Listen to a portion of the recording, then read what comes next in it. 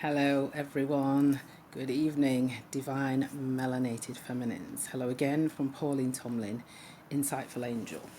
Um, Today, in the UK, it's evening time now, and I already recorded this morning, but I just felt like I hadn't perhaps done merit to the subject, and I come home this evening and the first thing I decided to do was re-record. So you're getting this recorded this evening, Sunday evening. I don't know when I'll post it, but you're not getting the the morning version. Today I thought I would talk about the ways in which we as divine melanated feminines often give over our power unconsciously, because all these things are unconscious, and how that impacts our relationships with ourselves, with our friends, with family, and of course with the significant other that you may well attract as a mate or partner.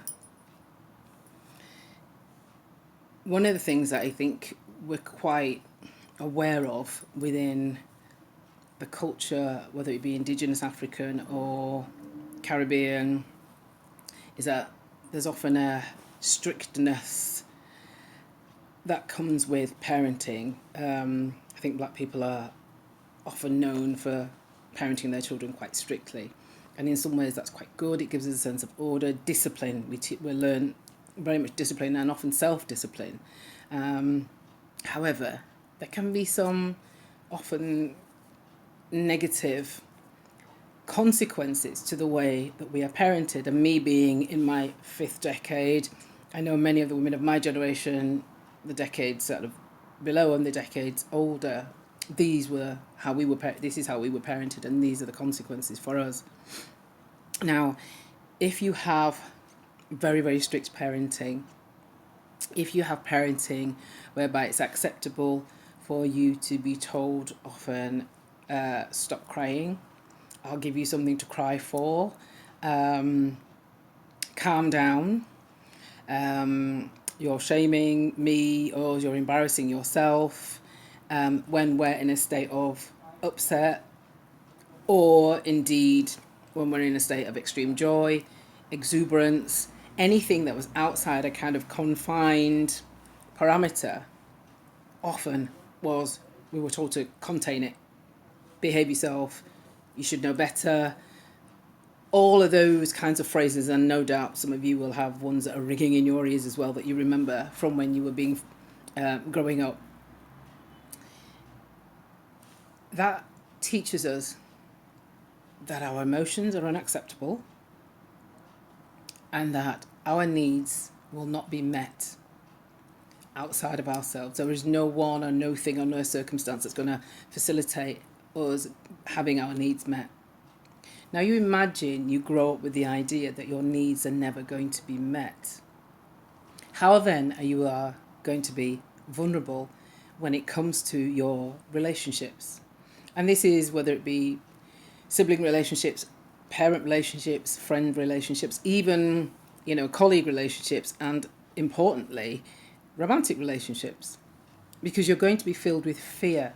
You're not going to want to take the opportunity to allow someone in that close to see your soft underbelly, because that exposure in itself is filled with fear for you. And then the fear of the rejection, if you do that, well, that's completely despicable. That's something that it's an area that you just cannot go into.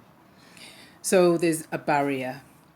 For many of us, we're so divorced from our emotions that we actually don't know what they are.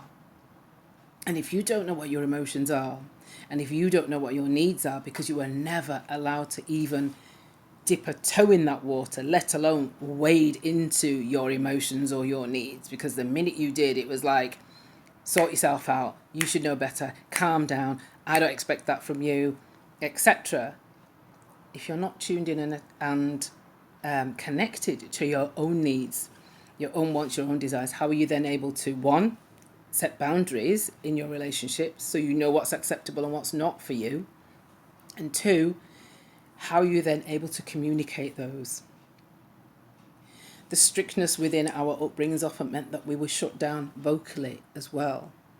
So although I honour and respect my elders and always have done, and I actually, really respect a lot of the ways in which I was nurtured. The inability, though, sometimes for us, as whether it be male or females, boys often get stop a cry.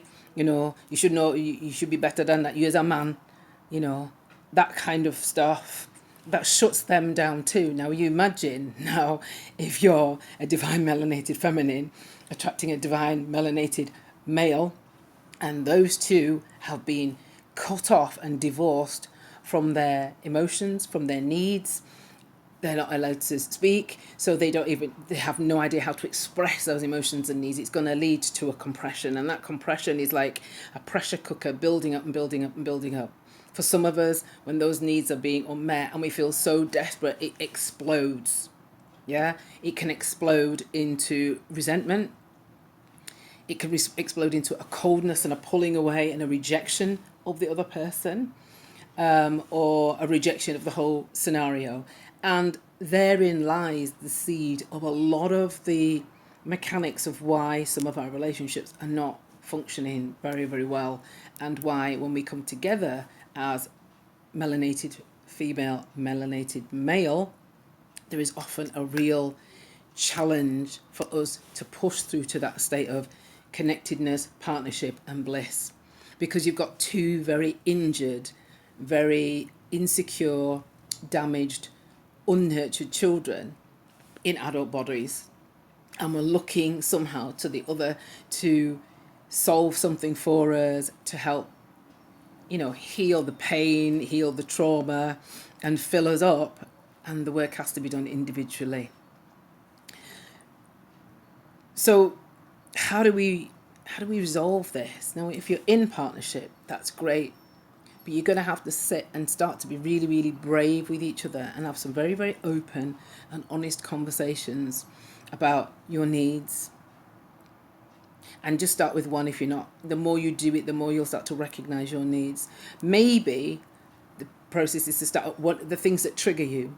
When are you upset or disappointed with your partner? When are you annoyed or angry at your partner? And then look at what's lying underneath that. Where does that emotion come from? What is it that it triggers in you that makes you feel? And maybe when for example, when your partner doesn't help you around the house, that makes you feel like you're not worthy of having your needs met. Perhaps when the divine masculine's partner says something and he overreacts, maybe that's triggering the criticism that he received as a child, which then actually makes him feel unworthy. And get to the root of where those feelings come from. Then when you can start to look at what is below that, you can start to really analyse and start to decide then, well, when I feel like that, what could I do, or how could I behave, or is there anything to do with me? If it isn't, how can I then now react differently, so that you can start coming together. If you're single, it's perhaps a little bit easier because you're not having to bounce off your needs and your ideas with someone else's, but you can start to do the work, because melanated feminines, as I said in my last video, we are a wonderful, wonderful, very, very necessary section of the human population, and who we are, our gifts and our qualities need to be out in the wider world. I'm going to stop it there because I know this phone shuts off after about 10 minutes and I'll come back to you. So hold the phone. All right, I'll be back in about 30 seconds. So to continue, we've all met people within the community, and obviously this YouTube channel is for divine melanated feminine, so I'm going to stick to that mostly, but if the divine masculine learns from this too, great. In our community, we've seen women who have literally shut down and given up. Women who are sexually and emotionally anorexic. Women who are cold and so detached from their emotional body, which is not surprising, this is not about blame, that they've just accepted that that's the way things are going to be. But I'm sorry, women, we deserve, and you deserve, I'm telling you now, You deserve to have fullest and expanded experience of this life here. If, as they say, you get one life at it, surely we deserve to be living lives that are expansive, full, creative, joyous. I know women, divine melanated feminines, who I know don't ever experience extremes of emotion. And I mean extreme joy or extreme sadness. It's just this.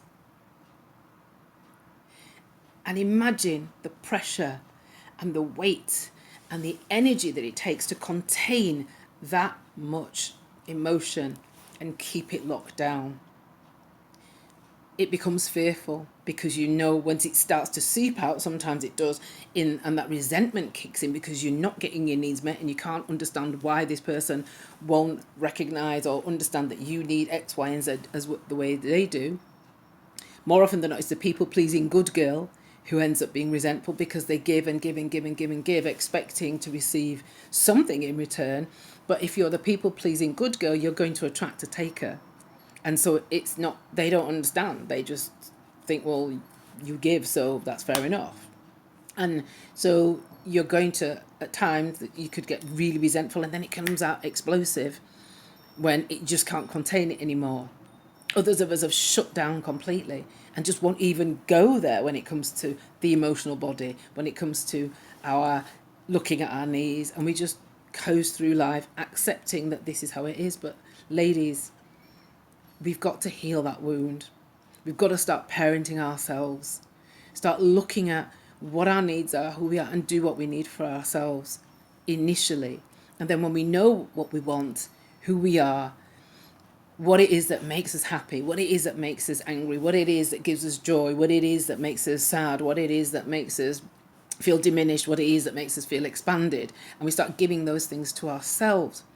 Once we know that, then when we meet others, whether it be friends, new friends in our inner circle, we can start to set those boundaries because we can feel intuitively, no, I'm sorry, but that's not acceptable to me. You can't speak to me like that, or I prefer that you don't do that. And we can find the language and the courage to defend that in ourselves because we have the right to do that, ladies. And I honestly, I'm telling you now, our lives cannot be beautiful, expanded, creative, full of the highs and the lows, the shadows and the light, and all of that wondrous concoction and melting pot and bubbling, simmering, seasoning and spice of life, if we don't start to look at it and start to accept that we have a right to it and we deserve it. So let's start to do the work, ladies. Let's start to feed ourselves, nurture ourselves. Forget that. We can't blame the mother or whoever the significant parent, caregiver was. They were dealing with their stuff. They had their own issues. They had their own upbringing, which has impacted them. But we need to start looking at impacting ourselves and nurturing ourselves. So start today. Keep doing the exercises. Keep looking at yourself in the mirror and talking about the things that you love and appreciate about yourself. But also start to feed yourself. Do things for yourself that give you pleasure, that give you joy. And start journaling. Start looking at what are the things that trigger me? What are the things that I like? What are the things that I don't like? Start looking at it. Because like a broken china cup, your favourite bowl or china cup or whatever, it's only by picking up each individual piece and looking at it intently and then laying the glue on, picking up another piece and looking at it intently, seeing where this piece fits with that piece, and then bringing them together, can we make them fit and put the bowl back together and make ourselves whole. So we need to start looking at the pieces, look at the root, look at, oh, so that when that happened to me as a child, that's why I perhaps behave like this now. Or actually, and try it in small steps. Yeah. So for example, if you swallow your voice, if you don't say anything, then eventually that pressure is going to explode, and then you wonder why people maybe walk away from you. Yeah. Energetically, even if you're not saying anything, they will feel it. Or you may be someone that's wanting approval, and so you're always giving, looking for other people to validate you and say, yes, you've done well, pat on the back, good girl. And then when you don't get that, you feel bereft, you feel unworthy, you feel like you've done something wrong, but you haven't. Every single one of us is worthy from the minute we were born. But we've just got to accept that our attachments, how we were nurtured, the way we were nurtured, or if we were nurtured at all, because some of us, honestly, if we're honest, some of us were not nurtured. We were literally bringing up ourselves, and some of us were bringing up ourselves and emotionally parenting our parents as well. That's all going to have an impact. It's all going to have a burden. Drop it. Put it down. You don't have to save everyone. You don't have to be the world's saviour. You're not here to service anyone but yourself. Start doing little things that bring you joy, even if it's just to have an egg sandwich with salad cream, okay? That brings you joy. Do it. Don't worry about anybody else's criticism. If you want to wear your clothes a certain way, whatever it is that you do, start doing these things that make you, the child in you, go, ooh, yeah, oh, I like this. One of the things I love to do is just dance. I just dance to music in my living room, and that brings me a lot of joy. And that way I'm connected to the music, and I'm connecting to my body, and I'm connecting to the emotions that come up when I do that. Because feminines, we need you. The time is now for us to start to heal, because I honestly believe that our healing en masse is healing that will heal the planet and the rest of us in combination. Thank you for listening today. I've been Pauline Tomlin, Insightful Angel.